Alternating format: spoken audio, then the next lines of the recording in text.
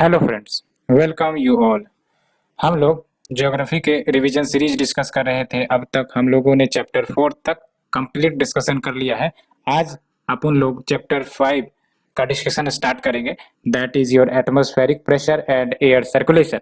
लेकिन उससे पहले आपको ये पता होना चाहिए जो हमने चैप्टर नंबर 4 में डिस्कस किया, structure of atmosphere, basic characteristics जो हमने एटमॉस्फेयर की डिस्कस की थी अपने प्रीवियस लेक्चर में, उसे पता होना चाहिए सो दैट आप अंडरस्टैंड कर सको इन सारे इंपॉर्टेंट टर्म्स को जो वेदर एंड क्लाइमेट फेनोमेना को अफेक्ट करता है। ठीक है, तो लेट्स मूव।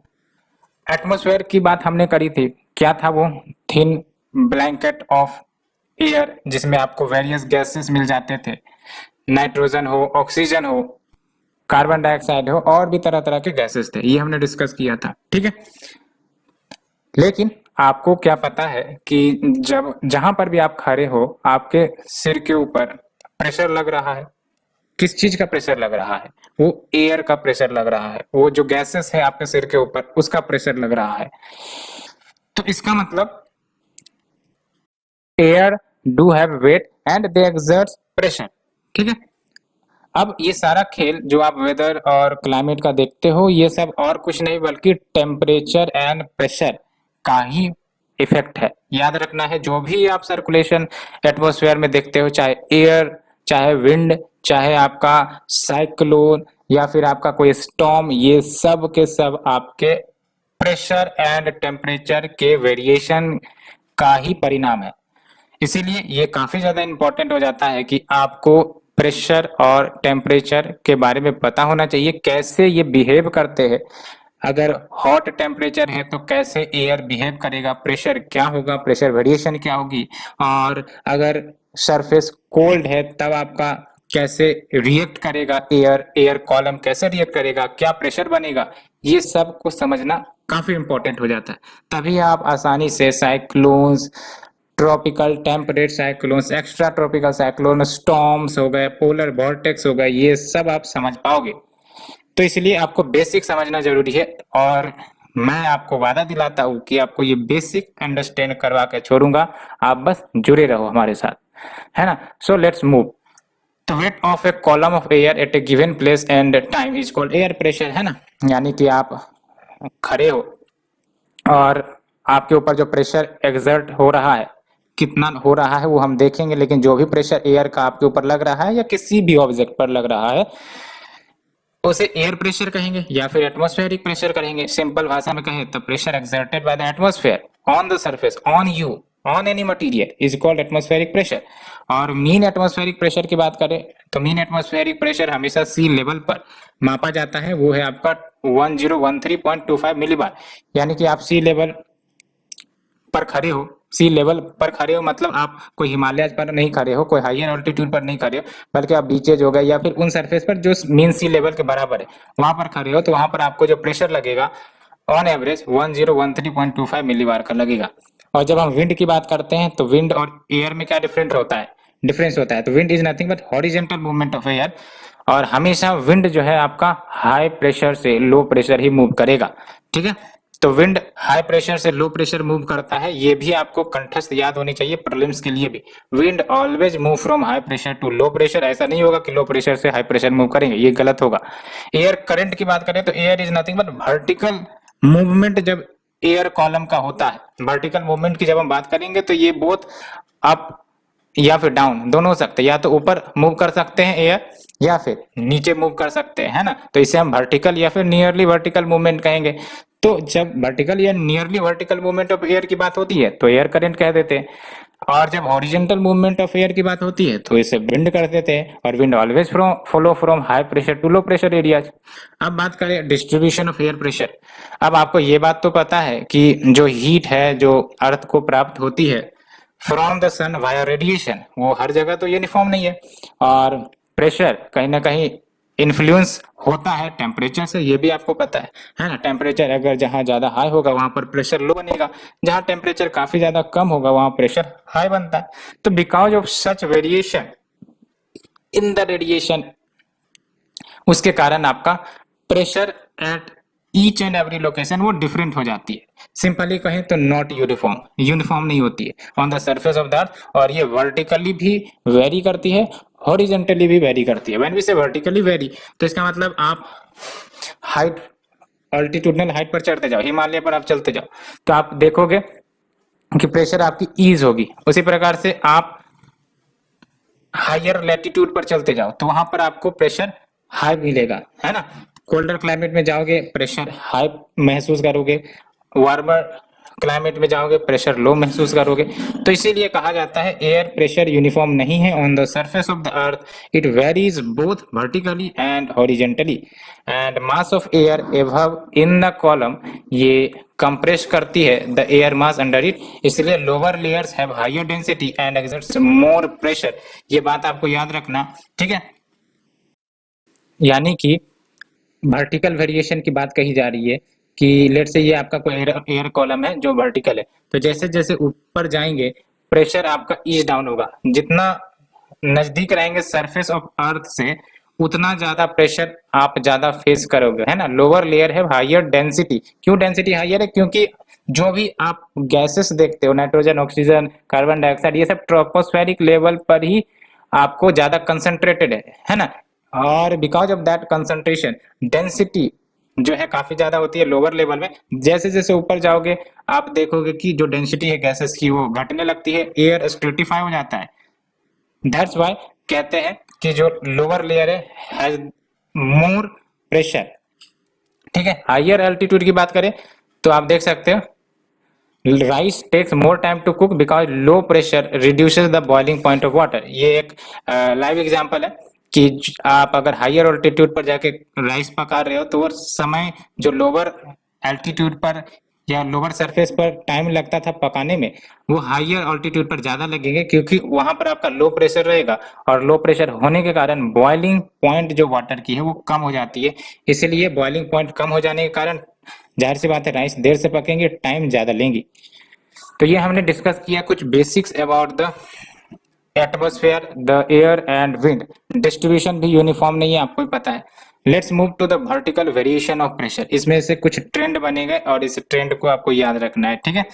तो पहली बात तो ये कि जो एयर प्रेशर है वो डिक्रीज करती है with increase in altitude in the lower atmosphere, but same rate से डिक्रीमेंट नहीं होता है बिकॉज एयर डेंसिटी हर एक लेवल पर सेम नहीं होती है, बहुत सारे फैक्टर्स उन्हें अफेक्ट करती है।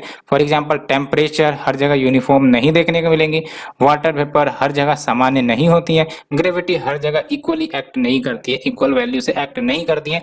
दैट्स वाई आपका यूनिफॉर्म या सेम रेट से तो चलो डिक्रीमेंट नहीं होगा, लेकिन एक एस्टेब्लिश्ड फैक्ट है जो आपको प्रीलिम्स के लिए याद रखने हैं, वो ये कि air pressure decreases with increase in altitude in the lower atmosphere, and vertical pressure gradient force ये काफी ज्यादा लार्जर होते हैं than that of horizontal pressure gradient. Vertical pressure gradient यानी कि आपका नीचे हाई प्रेशर है, ऊपर नीचे लो प्रेशर है, और ऊपर एक सर्टेन एल्टीट्यूड पर हाई प्रेशर है, तो जब ये लो प्रेशर से एयर मूव करती है हाई प्रेशर की और इन द वर्टिकल मैनर, तो ये आपका क्या बन रहा है, वर्टिकल ग्रेडियंट बन रहा है, air is moving vertically upwards. उसी प्रकार से air can move vertically downward, तो ये होता है आपका वर्टिकल ग्रेडियंट। लेकिन जब हम बात करते हैं हॉरिजॉन्टल प्रेशर ग्रेडियंट, तो आप देख सकते हो हॉरिजॉन्टल सरफेस को ही ले लो, हॉरिजॉन्टल सरफेस करने का मतलब आप वर्टिकल नहीं जा रहे हो, आप यहाँ पर हो और यहाँ आप एक आदमी बी के पास है और ए के पास आपका हाई प्रेशर है, बी के पास लो प्रेशर है, तो एयर हॉरिजॉन्टली किधर मूव करेंगी, ए टू बी की तरफ मूव करेंगी। ये हो गया आपका हॉरिजॉन्टल ग्रेडियंट, है ना, हॉरिजॉन्टल प्रेशर ग्रेडियंट। तो ये डिस्कस किया about pressure gradient. Pressure gradient के बारे में और डिटेल से डिस्कस करेंगे, और हमें strong upward movement of winds नहीं महसूस होती है बिकॉज ये बैलेंस हो जाती है bye nearly equal but opposite gravitational force, है ना। ऊपर एयर मूव करेगा लेकिन ग्रेविटी भी तो लग रही है, तो इसके कारण बैलेंस हो जाता है, इसलिए आपको वर्टिकल मूवमेंट ऑफ एयर महसूस नहीं होते हैं, हॉरिजॉन्टल महसूस होते हैं, ठीक है। लेकिन मूवमेंट तो एयर की हो ही रही है, both horizontal as well as vertical mode, तो ये भी आपको पता होगा। And rising pressure indicates stable weather and falling pressure indicates cloudy. याद रखना जब भी एयर फॉल करेगा, सबसाइड करेगा, आपको स्टेबल कंडीशन बनाते हैं, और एयर जहां से राइज करेगा वहां अनस्टेबल क्लाउडी कंडीशन बनते हैं। वो तो चलो एक बात हो गई। दूसरी बात ये है कि अगर प्रेशर राइज हो रही है किसी भी लोकेशन पर, तो इसका मतलब वहां पर स्टेबल वेदर आने वाला है। फॉर एग्जांपल इंडिया की ही बात कर ले, तो विंटर के समय में हमारा स्टेबल वेदर कंडीशन होता है। ठीक है, क्यों? बिकॉज उस समय प्रेशर काफी ज्यादा हाई होते हैं, इसलिए आपको जो क्लियर स्काई देखने को मिलते हैं विंटर में, जब एक बार फॉग डिसिपिएट हो जाता है और कोई रेनफॉल नहीं देखने को मिलते हैं एक्सेप्ट वेस्टर्न डिस्टर्बेंस, जिसकी अलग ही प्रक्रिया है, उसके बारे में हम डिस्कस करेंगे। लेकिन जहां पर भी आपका हाई प्रेशर रहेगा वहां पर एटमॉस्फेरिक स्टेबिलिटी रहती है ना, वहां पर रेनफॉल नहीं होंगे, क्लाउड नहीं बनेंगे। और जहां आपका लो प्रेशर एरिया रहता है वहां आपका इनस्टेबिलिटी रहती है, एटमॉस्फेरिक इनस्टेबिलिटी रहती है, और वहां पर आपको क्लाउड बनते हुए दिखेंगे, अनस्टेबल वेदर रहेगा। सो हमने ये डिस्कस किया अबाउट द बेसिक। ये आप देख सकते हो कुछ डायग्राम है, ये जो आपका 1014 एमबी दिखा रहा है, और अगर हम दूसरे प्रेशर को ले, प्रेशर वैल्यू को 1018 एमबी, तो देख लो कि इधर आपका हाई प्रेशर और इधर लो प्रेशर दिखा रहा है। ठीक है, तो इसका मतलब विंड किधर ब्लो करेंगे? इधर ऐसे ब्लो करेंगे विंड। ठीक है, हाई टू लो विंड करते हैं ब्लो, आपको ही पता है। उसी प्रकार से यहाँ पर, ठीक है, और ये सब आपके आइसोबार है ना, isobar are the line joining the places जहां पर प्रेशर सेम है। तो ये एक आइसोबार हो गया, ये एक आइसोबार हो गया। ठीक है, तो ये हमने कुछ डिस्कस किया। अब बात करते हैं हॉरिजेंटल डिस्ट्रीब्यूशन ऑफ प्रेशर की। क्या है ये हॉरिजेंटल डिस्ट्रीब्यूशन ऑफ प्रेशर? तो basically horizontal distribution of pressure को स्टडी किया जाता है बाय ड्राइंग आइसोबार, जिसकी बात हमने करी। आइसोबार क्या होती है? वो लाइन होती है, इमेजिनरी लाइन कह सकते हो, जो उन पॉइंट्स को, उन लोकेशन को कनेक्ट करती है that have equal values of pressure.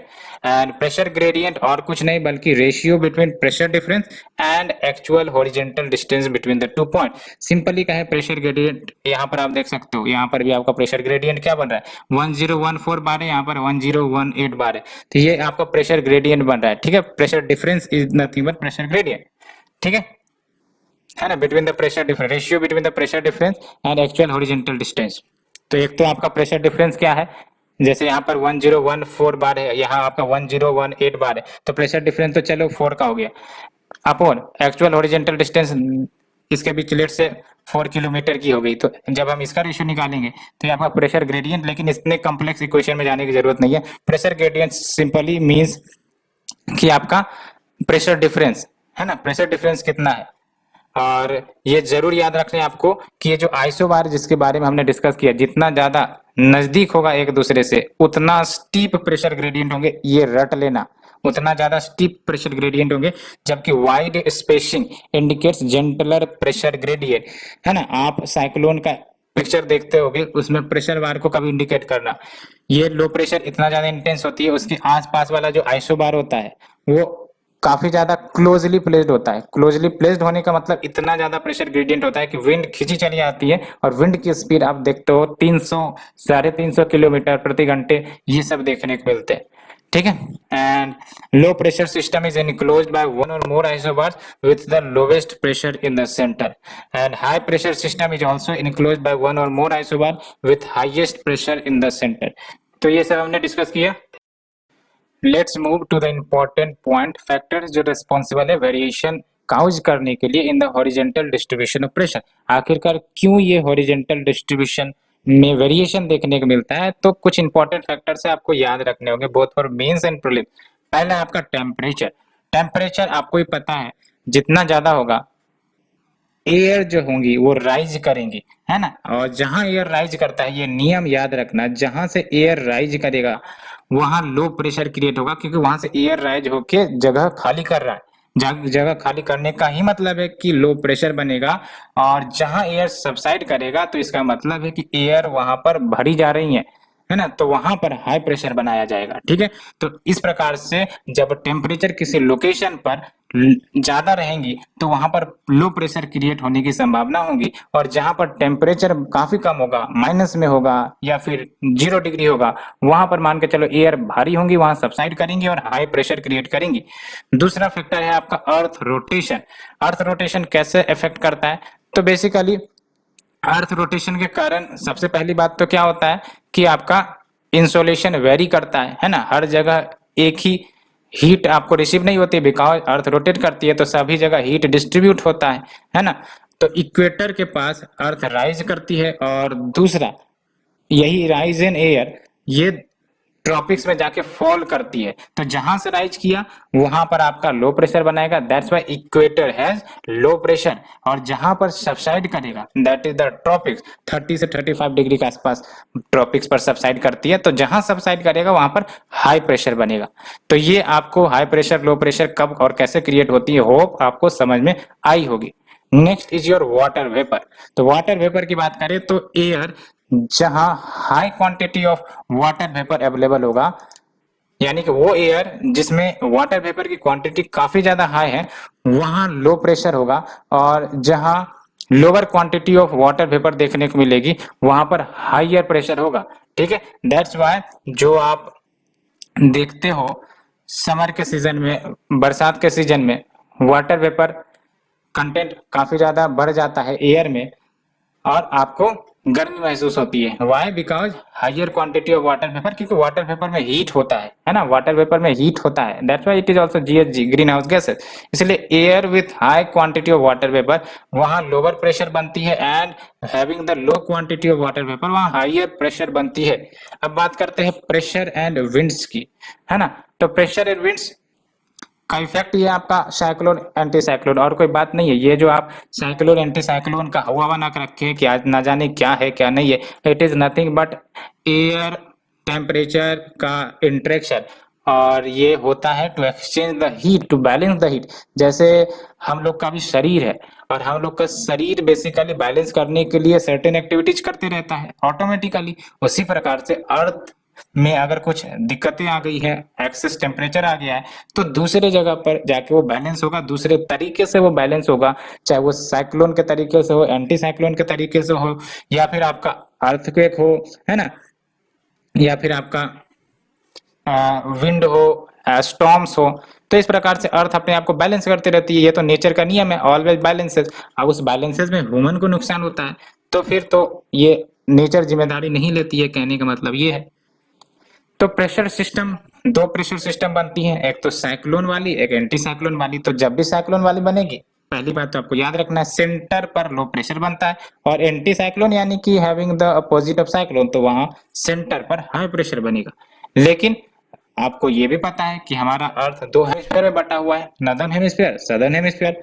तो जब आप नॉर्दर्न हेमिस्फीयर से साइक्लोन को बनते हुए देखोगे तो साइक्लोन चूंकि एक साइक्लोनिक मूवमेंट होती है तो ये इसका जो आपको मूवमेंट दिखेगा एंटी क्लॉकवाइज यानी कि अपोजिट टू द क्लॉक देखने को मिलेगा। वही आपको जब आप सदर्न हेमिस्फीयर में देखोगे तो यही साइक्लोन आपको क्लॉकवाइज देखने को मिलेगा। ये और कुछ नहीं बल्कि आपका स्यूडो रिफ्लेक्शन है ना। ये आप कोरियोलिस फोर्स आपने सुना होगा, उसी का इफेक्ट है। कोरियोलिस फोर्स और कुछ नहीं, झूठा फोर्स है।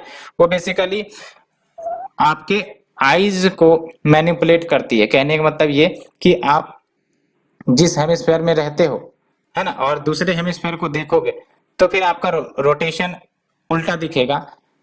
तो ये इफेक्ट होता है कोरियोलिस फोर्स का। सिंपल भाषा में कहें, ये जो आपको एंटी क्लॉकवाइज क्लॉकवाइज देखने को मिलते हैं, it is all because of the Coriolis force जो एक्ट करती है हर एक ऑब्जेक्ट पर, जो मूव करती है with in the earth system, है ना। तो एंटी साइक्लोन की बात करें तो हाई प्रेशर सेंटर पर, नॉर्दर्न हेमिस्फीयर में इसका डायरेक्शन क्या होगा, क्लॉकवाइज, और सदर्न हेमिस्फीयर में इसका डायरेक्शन क्या होगा, एंटी क्लॉकवाइज। कैसे याद रखोगे, कैसे याद रखोगे? तो बेसिकली आप दो अक्षर ले लो, सी ए। सी आपने सुना होगा, सी यानी कि साइक्लोन, ए मतलब एंटी क्लॉकवाइज। ये नॉर्दर्न हेमिस्फीयर के रेस्पेक्ट में याद रखो, सदर्न अपने आप याद हो जाएगा। अब इसी का उल्टा आ जाओ, एसी। एसी यानी कि जब कंडीशन एंटी साइक्लोनिक होगी तो क्लॉकवाइज होगा नॉर्दर्न हेमिस्फीयर, है ना। तो सी ए और एसी ऐसे आप याद रख सकते हो, और यहाँ से क्वेश्चन पूछे जा सकते हैं क्योंकि साइक्लोन कहीं ना कहीं फेवरेट टॉपिक है यूपीएससी का प्रीलिम्स में भी। ठीक है, तो एसी एंड सी ए याद रखना है with respect to northern hemisphere. बाकी तो सदर्न हेमिस्फीयर में उल्टा कर दोगे, ये आपका आंसर आ जाएगा। ठीक है, so let's move to the global pressure belt. अब इंपॉर्टेंट बात यह है कि ग्लोबल प्रेशर बेल्ट बनते क्यों है। It is all because the difference of air, difference of pressure temperature जो डिफरेंट लोकेशन पर, लैटिट्यूड पर देखने को मिलते हैं, because of the insolation differences जो सन के तरफ से अर्थ को मिलती है। हर जगह सेम तो नहीं मिलती है ना। किसी जगह इंसोलेशन सरप्लस होता है, किसी जगह इंसोलेशन डेफिशिट होता है, और इसी के कारण किसी जगह लो प्रेशर होता है, इसी के कारण किसी जगह हाई प्रेशर होता है, और इसी हाई प्रेशर लो प्रेशर के कारण आपका प्रेशर बेल्ट का क्रिएशन होता है। ठीक है, एंड देख सकते हो the horizontal distribution of air pressure across the latitude, और ये जो ग्लोबल प्रेशर की जब हम बात करेंगे तो ये हॉरिजॉन्टल डिस्ट्रीब्यूशन एयर प्रेशर का होगा अक्रॉस द लैटिट्यूड, यानी कि लोअर लैटिट्यूड से हायर लैटिट्यूड, ये आपका डिस्ट्रीब्यूशन ऑफ प्रेशर बेल्ट होगा। और यहाँ पर हाई प्रेशर भी हो सकती है, लो प्रेशर बेल्ट भी हो सकती है। तो जो आपका इंपॉर्टेंट प्रेशर बेल्ट आइडेंटिफाई किया गया है बाय द ज्योग्राफर्स, है ना, वो आप देख सकते हो। एक तो है आपका इक्वेटोरियल लो प्रेशर बेल्ट, नाम से पता चल रहा है इक्वेटोरियल लो, और ये प्रेशर बेल्ट कहाँ बन रहा होगा, इक्वेटोरियल रीजन में। कौन सा प्रेशर होगा, लो प्रेशर बेल्ट होगा। दूसरा है आपका sub tropic high pressure belt, and when we say sub tropic high pressure belt, नाम से पता चल रहा है ये आपका हाई प्रेशर वाला लोकेशन होगा और ये सब ट्रॉपिक में बन रहा होगा। दूसरा, तीसरा बेसिकली लो प्रेशर बेल्ट सब पोलर लो, सब पोलर लो यानी कि आपका सब पोलर रीजन में ये बन रहा होगा, वो भी लो प्रेशर बेल्ट। चौथा, पोलर हाई प्रेशर, यानी पोलर रीजन में बन रहा होगा और ये हाई प्रेशर बन रहा होगा। और इसको अगर हम डायग्राम में रिप्रेजेंट करें तो आप देख सकते हो ये डायग्राम आपका निकल के आता है एनसीईआरटी का, प्यारा डायग्राम आप देख रहे हो। सबसे पहली बात तो आप डिमार्केट करने जानते ही होंगे कि ये 0 डिग्री इक्वेटर होता है, 23.5 डिग्री अगर नॉर्थ की बात करें ट्रॉपिक ऑफ कैंसर होता है, 23.5 साउथ की बात करें तो ट्रॉपिक ऑफ कैप्रिकॉर्न होता है। उसके बाद अगर हम 66.5 की तरफ जाए तो वो आपका आर्कटिक सर्कल बनता है, और जब हम 66.5 डिग्री साउथ की तरफ जाएं तो आपका अंटार्कटिक सर्कल बनता है। तो ये हमने पहले डिस्कस किया था, बेसिकली इसमें नहीं दिया हुआ है, लेकिन आप ये आइसोथर्म या फिर आपने जो इम्पोर्टेंट लैटिट्यूड है उसके बारे में तो हमने शायद डिस्कस किया था। लेकिन यहाँ पर हम प्रेशर बेल्ट की बात करेंगे। प्रेशर बेल्ट, बेल्ट मतलब क्या होता है, आप बेल्ट लगाते हो तो क्या होता है, एक सर्टेन पोर्शन होता है ना, जो आपको चारों ओर लगानी पड़ती है। उसी प्रकार से ये जो प्रेशर बेल्ट होंगी, ये पोर्शन होगा, एक रीजन होगा जो अर्थ के चारों ओर पूरा सरकमफेरेंस में घूमेगी, है ना, और डिफरेंट लोकेशन पर डिफरेंट प्रेशर बेल्ट होगा। For example equatorial low pressure belt देख सकते हो आपका सर्टेन इक्वेटोरियल रीजन में होता है। उसके बाद जैसे जैसे आप हायर लैटिट्यूड पर जाओगे तो आपको सब ट्रॉपिकल हाई प्रेशर बेल्ट, है ना, ये मिलेगा। उसके बाद और ज्यादा हायर ऑल्टीट्यूड लैटिट्यूड पर जाओगे तो sub polar low pressure belt मिलेगा। उसके बाद तो 90 डिग्री पर आपका हाई प्रेशर बेल्ट मिलता है। ठीक है, अब आप देख सकते हो ये जो प्रेशर डिफरेंस है, high pressure low pressure, high pressure low pressure, इसके कारण आपको पता है जब भी प्रेशर डिफरेंस होगा विंड ब्लो करेंगी कैसे, हाई प्रेशर से लो प्रेशर की ओर। तो आप यहां से शुरू करो, 90 डिग्री वाले लोकेशन को मैंने लिया हाई प्रेशर जोन है, उसके बाद आप सब पोलर लो वाले लोकेशन को लो, ठीक है, जो 60 के आसपास होती है। तो अब विंड हाई से लो प्रेशर मूव करेगा तो यहाँ 90 से शुरू हुआ, अल्टीमेटली ये 60 के पास आना शुरू करेगा। अब आप एक चीज ऑब्जर्व कर रहे हो कि जो डायरेक्शन आप देखो यहाँ पर, डायरेक्शन इसका किधर को मूव कर रहा है ना। तो डायरेक्शन ऐसा तो जाना चाहिए था इसको सीधा, लेकिन ये जा रहा है घूम के। क्यों जा रहा है घूम के, यस आपने सही सोचा, कोरियोलिस फोर्स, है ना, धरती पर ये कोरियोलिस फोर्स लगती है, एंड ये कोरियोलिस फोर्स डायरेक्शन डिटरमाइन करता है। दैट्स वाई ये सीधा ना जाके ये घूम गया है। अब ये नदर्न हेमिस्फीयर में किस तरफ डिफ्लेक्ट होता है ये आपको पता होना चाहिए कि नदर्न हेमिस्फीयर में ये राइट की तरफ डिफ्लेक्ट होता है और सदर्न हेमिस्फीयर में ये लेफ्ट की तरफ डिफ्लेक्ट होता है। कैसे याद रखना है, इसके लिए मैंने आपको ट्रिक लगा दी है। आपको एलएस याद रखना है, लोकसभा तो आप याद रखते ही होगे, है ना।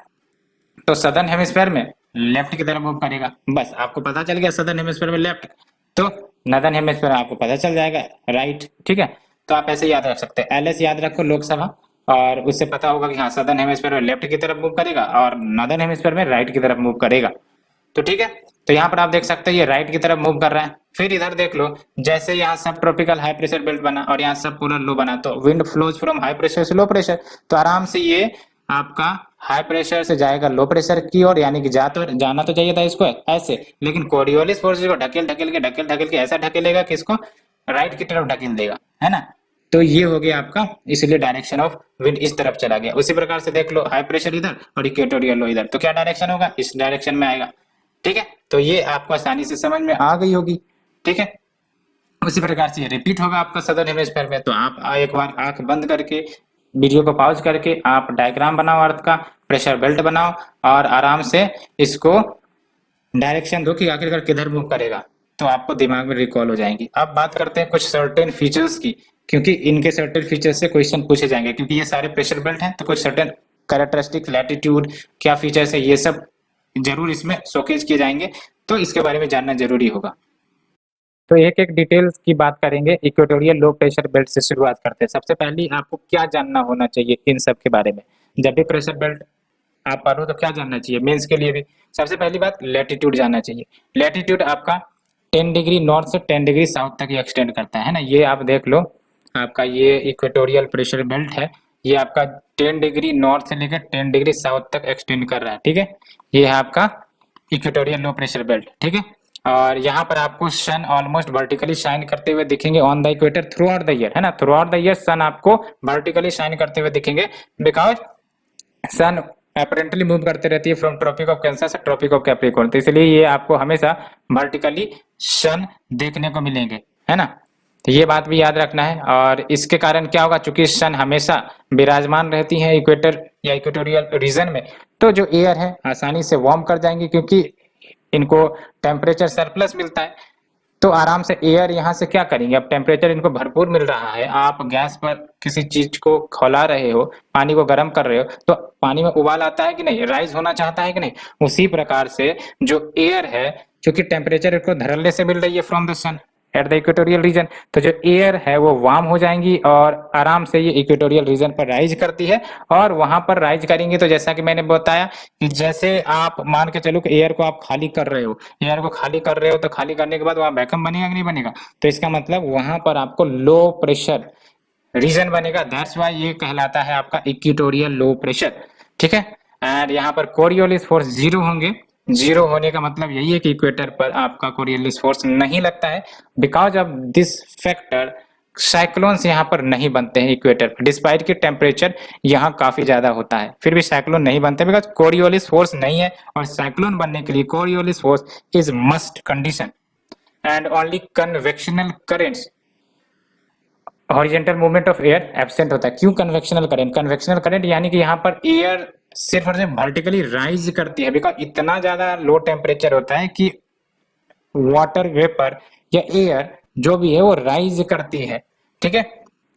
और only convectional currents flow, horizontal movement of air is absent due to excessive heating, है ना। एक्सेसिव हीटिंग के कारण यहाँ पर आपको हॉरिजेंटल मूवमेंट ऑफ एयर नहीं देखने को मिलती है। और डोल्ड्रम्स, इसको जोन ऑफ काम कहते हैं, क्योंकि यहाँ पर virtual absence of surface wind होती है। काम रीजन क्यों कह रहे हैं कि आराम से यहाँ पर एयर राइज होती है और अल्टीमेटली ये बीच में आपका जो काम रीजन बनता है। क्यों काम रीजन बनता है कि डिस्पाइट लो प्रेशर होने के कारण यहाँ पर विंड आ नहीं पाती। क्यों? बिकॉज इतना ज्यादा हॉट रहता है रीजन कि आते आते विंड वार्म अप हो जाती है, ऊपर उठ जाती है, दैट्स वाई ये जोन ऑफ काम कहलाया जाता है, डोल्ड्रम, है ना।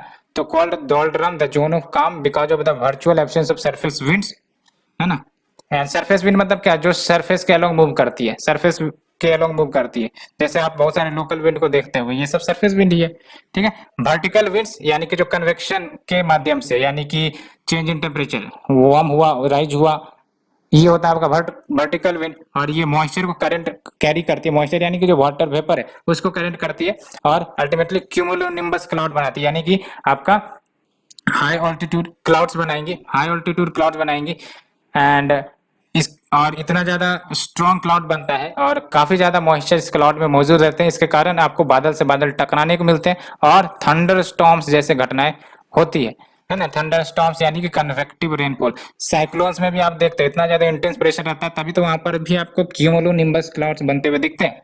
क्यों बनते हुए दिखते हैं? बिकॉज वहां पर आपको ह्यूज कन्वेक्शन देखने मिलता है ना। Air rising vertically and getting condense in the higher altitude.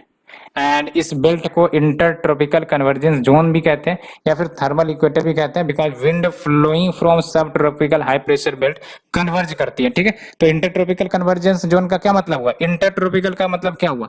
एक ट्रॉपिकल नॉर्दर्न हेमिस्फीयर से, एक ट्रॉपिकल सदर्न हेमिस्फीयर से, और दोनों तरफ से विंड आ रही है और कहां पर कन्वर्ज हो रही है? इक्वेटोरियल रीजन पर। तो inter tropical convergence zone, that's why it is called inter tropical convergence zone और thermal equator, because wind flowing from the sub tropical high pressure converges here. जो दूसरा है आपका सब ट्रॉपिकल हाई प्रेशर बेल्ट। तो सब ट्रॉपिकल हाई प्रेशर बेल्ट की बात करें तो लैटिट्यूड आप देख लो 35 डिग्री नॉर्थ एंड साउथ के आसपास ये आपका एक्सटेंड करती है ना, नियर द ट्रॉपिक्स टू 35 से 30, near the tropics to 35 north and south. कहने का मतलब ये है कि अप्रोक्स 30 से 35 डिग्री तक का ये प्रेशर बेल्ट बनता है। यहाँ आप देखो डायग्राम में, है ना, ये 30 से 35 डिग्री का प्रेशर बेल्ट बनता है, 30 से 35 डिग्री का प्रेशर बेल्ट बनता है ये, ठीक है। और यहाँ क्या होता है, यहाँ आपको हाई प्रेशर जोन होते हैं। क्यों होते हैं? बिकॉज जो इक्वेटोरियल रीजन से एयर राइज किए है, अब वो राइज करने के बाद कहीं ना कहीं तो जाके कूल डाउन होकर सबसाइड करेंगे। तो कहाँ जाके सबसाइड हो, उनको एक ही रास्ता मिलता है कि चलो पोल की तरफ। लेकिन जैसे जैसे वो पोल की तरफ जाने को सोचते हैं, धीरे धीरे एयर और ज्यादा भारी हो जाता है। अब भाई साहब, आप पहले 1 किलो वजन उठा रहे थे, धीरे धीरे 2 किलो हो गया, धीरे धीरे 4 किलो हो गया, धीरे धीरे 10 किलो हो गया। तो जो आप 5 किलोमीटर चलने वाले थे, आराम से आप 3 किलोमीटर में लुढ़क जाओगे। आप 3 किलोमीटर में लुढ़क जाओगे तो इसका मतलब एयर के साथ भी तो ऐसा होगा, एयर भी आपका टेम्परेचर से प्रभावित होता है ना। तो इसका मतलब जो इक्वेटोरियल रीजन से आपका एयर राइज किया है, वो कहीं ना कहीं जाके सबसाइड करेगा। करना चाहिए था तो उसको पोलर रीजन में सबसाइड, लेकिन पोलर में ना सबसाइड करके वो सब ट्रॉपिकल रीजन में सबसाइड करती है। 30 से 35 डिग्री लैटिट्यूड पर वो सबसाइड करती है, ठीक है। तो आप देख सकते हैं uprising air of equator region वो डिफ्लेक्ट होती तो है पोल्स की तरफ because of earth rotation and आपका हीट एक्सचेंज जो भी है, एंड कोल्ड एंड हैवी होने के कारण ये डिसेंड करती है इन दीज रीजन यानी कि सब ट्रॉपिकल हाई प्रेशर रीजन। और जहां पर मैंने आपको बताया कि जहां पर डिसेंड ऑफ एयर होगा वहां पर हाई प्रेशर बनेगा, जहां पर एसेंड ऑफ एयर होगा वहां पर लो प्रेशर बनेगा। ये तो आपको बताया हमने, ठीक है। Major hot desert northern hemisphere में वो आपको 20 से 30 डिग्री नॉर्थ में मिलते हैं। क्यों मिलते हैं? और वो भी वेस्टर्न साइड ऑफ कॉन्टिनेंट में मिलते हैं। इट इज ऑल बिकॉज सब ट्रॉपिकल हाई प्रेशर बेल्ट का जोन होता है। ये हमने डिस्कस किया ना, 20 से 30 डिग्री के आसपास, ये आपका सब ट्रॉपिकल हाई प्रेशर बेल्ट का जोन होता है। हाई प्रेशर का मतलब है वहां पर क्लाउड बनेंगे नहीं, क्लाउड बनेंगे नहीं तो इसका मतलब रेनफॉल होगा ही नहीं, रेनफॉल होगा ही नहीं यानी कि evaporation is more than condensation या प्रेसिपिटेशन। तो अल्टीमेटली आपका डेजर्ट कंडीशन बन जाता है। और डेजर्ट कंडीशन का एक कंडीशन तो चलो ठीक है कि हाँ आपका सब ट्रॉपिकल हाई प्रेशर वाला रीजन है, और भी बहुत सारे रीजन होते हैं वो हम आगे चलकर डिस्कस करेंगे। फॉर एग्जांपल जो ओशियनिक करेंट्स होते हैं वो भी कहीं ना कहीं फैक्टर होते हैं जो रिस्पॉन्सिबल होते हैं डेजर्ट के क्रिएशन में। और भी 1-2 फैक्टर होते हैं उसे हम डिस्कस करेंगे, लेकिन एक फैक्टर तो यही है कि सब ट्रॉपिकल हाई प्रेशर। इसलिए आपको northern hemisphere, why northern hemisphere में आपको डेजर्ट मिलता है क्योंकि नदर्न हेमिस्फीयर में लैंडमास ज्यादा है, सदर्न हेमिस्फीयर में आपको वाटर बॉडी ज्यादा है। That's why major hot deserts in northern hemisphere are located between 20 से 30 degree north and on the western side of the continent. Western side of the continent इसीलिए भी क्योंकि यहाँ पर ओशियनिक करंट का भी इन्फ्लुएंस होता है और विंड का भी इन्फ्लुएंस होता है, क्योंकि विंड मॉइस्चर तो कैरी आउट करती है, लेकिन ये wind basically western margin of continent पर मॉइस्चर लेके नहीं जा पाती बिकॉज आधे रास्ते में इनका मॉइस्चर खत्म हो जाता है, इसीलिए ये डेजर्ट कंडीशन क्रिएट करती है। और जो सबसाइडिंग एयर है वो वार्म होती है, ड्राई होती है। मैंने आपको बताया सबसाइडिंग एयर वार्म होती है, और क्योंकि वो जब जब नीचे आएगा सबसाइडिंग एयर वो वार्म अप हो जाएंगी, और साथ ही साथ ड्राई भी होती है क्योंकि मॉइस्चर तो इन्होंने पहले ही पीछे छोड़ दिया है। इसलिए most of the deserts are present on this belt. क्योंकि पहली बात तो जब एयर सबसाइड करती है तो वो आपका हाई प्रेशर क्रिएट करती है। हाई प्रेशर मतलब क्लाउडी कंडीशन नहीं, यानी कि जो एयर है वार्म होते हैं, ड्राई होते हैं, है ना। दोनों हेमिस्फीयर में चलता है। और एक मैंने आपको बताया cold ocean current is also one of the reason for this. बात करें हॉर्स लैटिट्यूड की तो देख सकते हो क्यों ये हॉर्स लैटिट्यूड नाम पड़ा आपका। जो ये वाला लैटिट्यूड है अप्रोक्स 30 से 35 डिग्री नॉर्थ वाला या फिर 30 से 35 डिग्री साउथ वाला, ये हॉर्स लैटिट्यूड नाम क्यों पड़ा? एक कहानी है इसके पीछे। कहानी तो यूपीएससी नहीं पूछेगी, लेकिन बता देते हैं कि पहले के समय में क्या होता था, जो वेसल्स होते थे यानी शिप्स होते थे जिसमें कार्गो लोडेड होते थे, ठीक है, उसमें हॉर्सेस रखी जाती थी। और जब जब इस बेल्ट से गुजरता था वो शिप तो उसको सेल करने में, ट्रेवल करने में डिफिकल्टी होती थी बिकॉज काम कंडीशन है। काम कंडीशन है तो कोई विंड फ्लो नहीं करेंगे। विंड जब फ्लो नहीं करेंगे तो शिप अपनी दिशा, जो विंड की दिशा फॉलो ही नहीं कर पाएंगे, है ना। जब फॉलो ही नहीं कर पाएंगे तो उनको निकलने में दिक्कत होगी, उनको ट्रेवलिंग में दिक्कत होगी। इसलिए क्या करते थे, ये थ्रो कर देते थे हॉर्सेस को सी में, सो दैट वेसल्स को लाइटर कर दिया जाए। वेसल्स लाइटर होंगे तो आराम से शिप हल्का हो जाएगा और आराम से उसको पुश किया जा सकेगा। और इसीलिए इस बेल्ट को हॉर्स लैटिट्यूड कहा गया है ना। हॉर्स को ही फेंक देते थे अपने फायदे के लिए।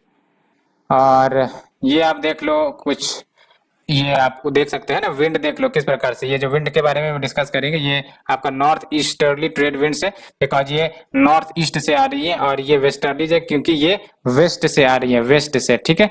और पोलर ईस्टर्लीज भी होते हैं बिकॉज पोलर रीजन से आ रही है और ईस्टर्न डायरेक्शन से आ रही है।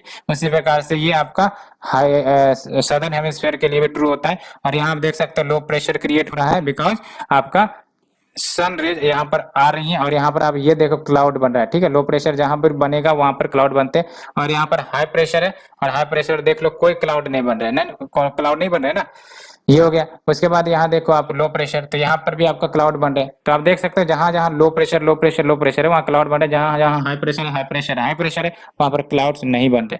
तो ये हमने डिस्कस किया। Let's move to the sub polar low pressure belt. तो sub polar low pressure belt की बात करें तो ये जो आपका सब पोलर लो प्रेशर बेल्ट है, सबसे पहली बात तो लैटिट्यूड जान लो, 45 डिग्री से 66.5 डिग्री तक एक्सटेंड करता है इन the northern hemisphere, between 45 degree south and Antarctic circle 66.5 degree in the southern hemisphere, ठीक है। तो दोनों हेमिस्फीयर में लाई करते हैं, बट आपको लैटिट्यूड याद रखना है 45 डिग्री नॉर्थ से 66.5 degree north. And winds coming from sub tropical and the polar high belt, ये कन्वर्ज करते हैं यहाँ पर टू प्रोड्यूस साइक्लोनिक स्टॉर्म्स या फिर low pressure condition. Low pressure condition बनने का मतलब ये है कि हाई प्रेशर वाला जो विंड है जब ये मूव करती है आपका पोलर रीजन में तो बेसिकली ये कन्वर्ज करती है टू प्रोड्यूस साइक्लोनिक स्टॉर्म्स या फिर लो प्रेशर बेल्ट। तो यहाँ आप देख सकते हो लो प्रेशर बेल्ट यहाँ बन जाएगा आपका, ठीक है। और ये लो प्रेशर बेल्ट बेसिकली ऐसे तो डिटेल में जाने की जरूरत नहीं है, बट ये आपका डायनेमिकली इंड्यूस्ड प्रेशर बेल्ट होती है और बेसिकली ये अपने आप से लो प्रेशर नहीं क्रिएट करती है बल्कि इनको फोर्स किया जाता है to have the low pressure in this region, है ना। वैसे आपको डिटेल में नहीं जाने की जरूरत है बिकॉज ये ऑप्शनल्स के लिए आपके लिए नहीं, ठीक है। और सेम आपका कंडीशन सदर्न हेमिस्फीयर में प्रिवेल करता है, ठीक है। एंड ये जोन ऑफ कन्वर्जेंस को हम पोलर फ्रंट कहते हैं। क्यों फ्रंट बनता है? फ्रंट तभी बनेगा जब दो कंट्रास्टिंग एयर मास, एक लो टेम्परेचर वाला एक हाई टेम्परेचर वाला या फिर एक लो प्रेशर वाला एक हाई प्रेशर वाला एयर मास एक दूसरे के आमने सामने हो जाते हैं तो विरोधाभास जेनेसिस होता है, जिसके कारण ये प्रॉपर्ली मिक्स नहीं हो पाते, तो एक प्रकार से बॉर्डर एरियाज बन जाता है ना। और वही बॉर्डर एरिया दीवार की तरह काम करता है, फ्रंट बन जाता है ना। तो आराम से ये पोलर फ्रंट का जेनेसिस करता है। पोलर हाई प्रेशर बेल्ट की बात करें तो लैटिट्यूड देख लो आपका अराउंड 80 से 90 degree north and south latitude. और पोलर रीजन में कभी भी सन साइन वर्टिकली नहीं करते। सन वर्टिकली साइन करना है तो ट्रॉपिक ऑफ कैंसर और ट्रॉपिक ऑफ कैप्रिकॉर्न के ही बीच वो साइन करेंगे वर्टिकली, ठीक है। एंड यहाँ पर सन ऑलवेज स्लैंटिंग रहते हैं, it is all because of the slanting या फिर आपका एक्सियल टिल्ट ऑफ द अर्थ, इसलिए स्लैंटिंग मिलते हैं यहाँ पर। और यहाँ पर आपको लो टेम्परेचर देखने को मिलेगा and because of low temperature air compress हो जाती है, डेंसिटी बढ़ जाती है, हाई प्रेशर यहाँ मिलेंगे आपको। And wind from these belts blow towards सब पोलर लो प्रेशर बेल्ट, है ना। तो जो विंड है यहाँ आपको सब पोलर लो प्रेशर बेल्ट की तरफ बढ़ते हुए दिखेंगे, ठीक है।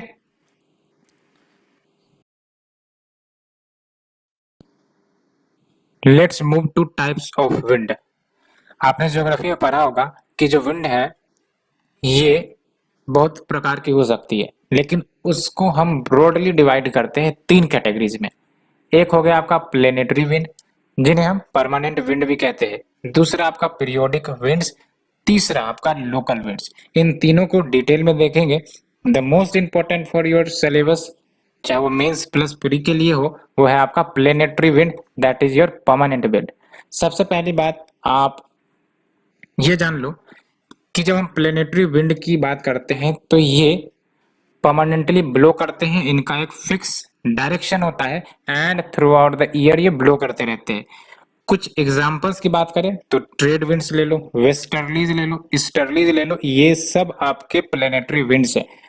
और आप डायग्राम में देखो प्लेनेटरी विंड्स दिखाया जा रहा है, ये है आपका इक्वेटर और ये आपका सब ट्रॉपिकल हाई प्रेशर बेल्ट, ये आपका सब ट्रॉपिकल हाई प्रेशर बेल्ट।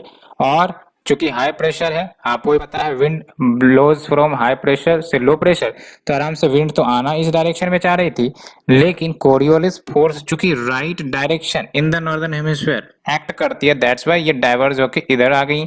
फिर ये आना तो इधर चाह रही थी लेकिन इधर आ गई, आना इधर चाह रही थी इधर आ गई। ऐसे आपका कोरियोलिस फोर्स के इफेक्ट के कारण ये विंड अपना डायरेक्शन चेंज कर ले रहा है। सिमिलरली अगर हम सदर्न हेमिस्फीयर के ट्रेड विंड्स की बात करें तो देख सकते हो जाना तो इधर चाह रही थी लेकिन इधर आ गई, जाना इधर चाह रही थी लेकिन इधर आ गई। क्यों? Because in the southern hemisphere wind deflects to the left, ठीक है। तो ये कारण रहा आपका डिफ्लेक्शन का। डिफ्लेक्शन आपको पता चल रहा होगा because of the Coriolis force.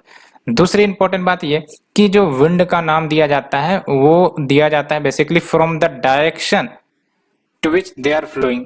For example अगर ये विंड वेस्ट से आ रही है, इधर का मतलब क्या हुआ वेस्ट, ठीक है, तो वेस्ट से आ रही है तो इनको वेस्टर्लीज कहा जाता है। और आप देख सकते हो ये चूंकि ईस्ट से आ रही है, इधर ईस्ट है ना, ईस्ट से आ रही है इसीलिए इनको ईस्टर्लीज कहा जाता है। वाई नॉर्थ ईस्ट, बिकॉज ये नॉर्थ ऊपर हो गया और ईस्ट हो गया, तो नॉर्थ ईस्ट से आ रही है इसीलिए आपका नॉर्थ ईस्ट ट्रेड विंड कहलाती है सिर्फ, ठीक है।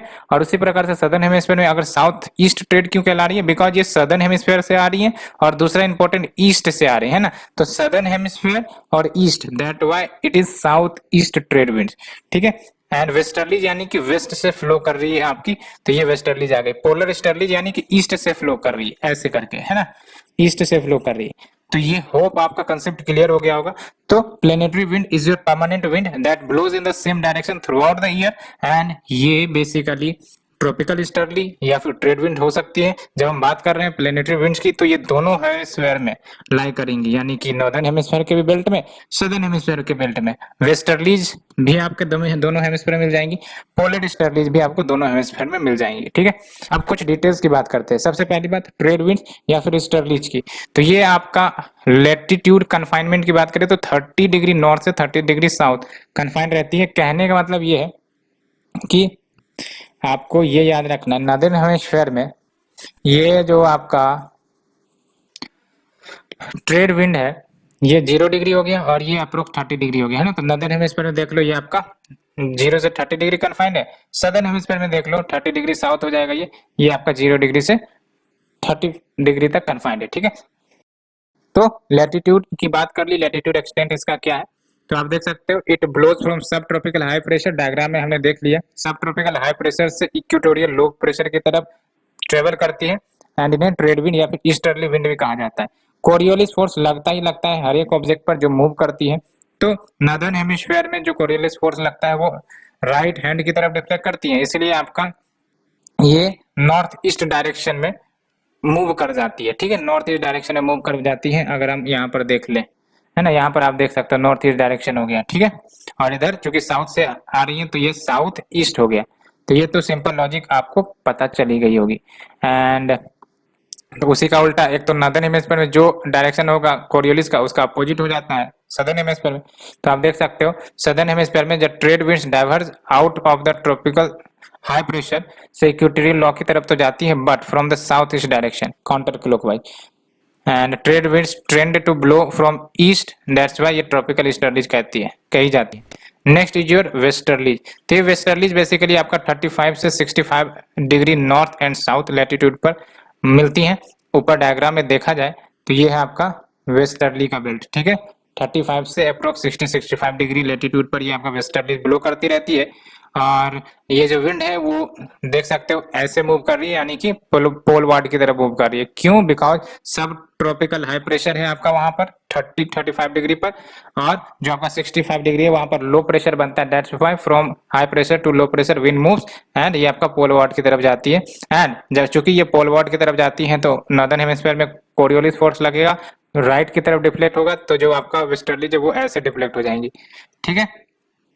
तो इसलिए उनको वेस्टर्लीज कहा जाता है। And westerlies of southern hemisphere are stronger, रट लेना इसे, westerlies of southern hemisphere stronger रहते हैं, और इनको रोरिंग 40s कहते हैं, फ्यूरियस 50s कहते हैं, स्क्रीमिंग 60s कहते हैं, because they are more consistence. क्यों? क्योंकि यूनिफॉर्म वाटर बॉडीज आपको सदर्न हेमिस्फीयर में मिल जाएंगे, है ना। सदर्न हेमिस्फीयर आप देख सकते हैं पूरा मेजोरिटली वाटर डोमिनेटेड होता है। नॉर्दर्न हेमिस्फीयर में लैंड मास होती है, इसलिए लैंड मास कन्फिग्रेशन कहीं ना कहीं जो विंड मूवमेंट को, विंड पैटर्न को डिस्टर्ब करती है। बट चूंकि सदर्न हेमिस्फीयर में यूनिफॉर्मिटी रहती है, इसलिए विंड पैटर्न आपका कंटिन्यूअली मूव करता है ना। दैट्स व्हाई ये आपका वेस्टर्ली जो सदर्न हेमिस्फीयर के होते हैं स्ट्रॉन्गर होते हैं, इसलिए उनको roaring 40s 50s screaming 60s कहा जाता है। And next is your polar easterly, और पोलर ईस्टर्ली नाम से ही पता चल रहा है it blows from polar region. क्यों? क्योंकि polar region high pressure region होता है, किसकी तरफ? सब पोलर लो प्रेशर रीजन की तरफ। सब पोलर लो प्रेशर रीजन कहाँ है आपका? ये है आपका सब पोलर लो प्रेशर रीजन, है ना। पोलर फ्रंट जहां बन रहा है वहां पे आपका लो है, यहाँ से विंड मूव कर रही है इस डायरेक्शन में, ठीक है। ये है आपका सब पोलर लो, एंड जो विंड मूव करेंगी पोलर ईस्टर्ली। याद रखना यहाँ पर आपका ट्रेड विंड्स नहीं है, यहाँ आपका पोलर ईस्टर्लीज है, ठीक है। And their direction in the northern hemisphere north east है आपका, similar to the trade winds, and from south to east to north west southern hemisphere, है ना। तो ये सिंपल डायरेक्शन आपने देखा होगा। एंड ये डायग्राम देख लो आप, ये है आपका बेस्ट डायग्राम। ये नॉर्थ ईस्ट ट्रेड विंड क्योंकि नॉर्थ ईस्ट से आ रही है, ठीक है। और ये साउथ ईस्ट ट्रेड विंड क्योंकि साउथ ईस्ट से आ रही है, ठीक है। और ये सब विंड जब इक्वेटोरियल लो पर जाएंगे तो आप समझ सकते हो, बिकॉज जब कन्वेक्शन राइज करेंगे, और यहाँ पर आप देख सकते हो क्लाउड फॉर्मेशन हो रहा है। यहाँ पर आप क्लाउड फॉर्मेशन नहीं देख रहे, क्यों? क्योंकि हाई प्रेशर जोन है, ये लो प्रेशर जोन है, इसलिए क्लाउड फॉर्मेशन हो रहा है। यहाँ पर आपका लो प्रेशर जोन है, इसलिए क्लाउड फॉर्मेशन हो रहा है, but because of the front के कारण, ठीक है। और यहाँ पर भी सेम इश्यू है, यहाँ पर भी क्लाउड फॉर्मेशन हो रहा है। और विंड देख लो, इधर वेस्टर्लीज मूव कर रही है, और नॉर्दर्न हेमिस्फीयर में भी वेस्टर्लीज है, फिर पोलर ईस्टर्लीज है, ठीक है। और जहाँ हाई प्रेशर रहता है वहां पर एयर सबसाइड करते हैं, क्लाउड फॉर्मेशन नहीं होता है। सो जहाँ जहाँ हाई प्रेशर आप देख रहे होगे वहाँ क्लाउड फॉर्मेशन नहीं होंगे। For example polar high region हो गया, या फिर सब ट्रॉपिकल हाई रीजन हो गया, ये हमने डिस्कस किया, ठीक है। और ये सब क्लाउड कैसे बन रही है? बिकॉज एयर राइजेस और एटमॉस्फेरिक प्रेशर लो होता है, और अल्टीमेटली ऊपर जाकर कंडेंस होते हैं और क्लाउड फॉर्मेशन होता है। और यहाँ पे क्लाउड फॉर्मेशन क्यों नहीं हो रहा है? बिकॉज एयर फॉल कर रही है, तो अल्टीमेटली वहाँ पर हाई प्रेशर होता है, climate is dry, that's why वहाँ पे आपका क्लाउड फॉर्मेशन नहीं हो रही, वहाँ पर रेनफॉल जनरली नहीं होंगी कन्वेक्शन के माध्यम से। And next is your periodic wind. Periodic wind की बात करें तो नाम से पता चल रहा है ये किसी पीरियड में दर्शन देते हैं और किसी सर्टेन सीजन में दर्शन दे सकते हैं, है ना। और सबसे इंपॉर्टेंट बात, डायरेक्शन जो है इन विंड्स की चेंज कर सकती है with respect to change in season. Monsoon wind is the best example, है ना। जब वो मानसून आती है तो साउथ वेस्ट डायरेक्शन से आती है, और जब वो जाती है तो आपका नॉर्थ ईस्ट डायरेक्शन से वापस को लौटती है। अभी आपका इंडिया में मानसून चल रहा है, तो अभी मानसून चल रहा है तो कौन से डायरेक्शन से आ रही है? साउथ वेस्ट के डायरेक्शन से। और जब रिट्रीटिंग होगा तो कौन से डायरेक्शन से वो जाएंगी? वो जाएंगी नॉर्थ ईस्ट के डायरेक्शन से, ठीक है। And other example of periodic wind, जिसमें आपका land and sea breeze, land and sea breeze में आपको ही पता है कि लैंड से सी की तरफ और सी ब्रिज यानी कि सी से लैंड की तरफ, ठीक है। तो यहाँ पर आपका डायरेक्शन चेंज होता है, तो आपका सी से लैंड की तरफ दैट इज सी ब्रिज दिन में होता है, एंड लैंड से सी की तरफ आपका रात में होता है, दैट इज लैंड ब्रिज, ठीक है। वैली ब्रिज भी ले लो, ये सब है। Next is your local wind. Local winds के आपको नाम और कुछ इंपॉर्टेंट बातें ये याद रखनी है कि वो कौन सा, क्या वो कोल्ड विंड है या वार्म विंड है, कहां पर ये फ्लो करती है।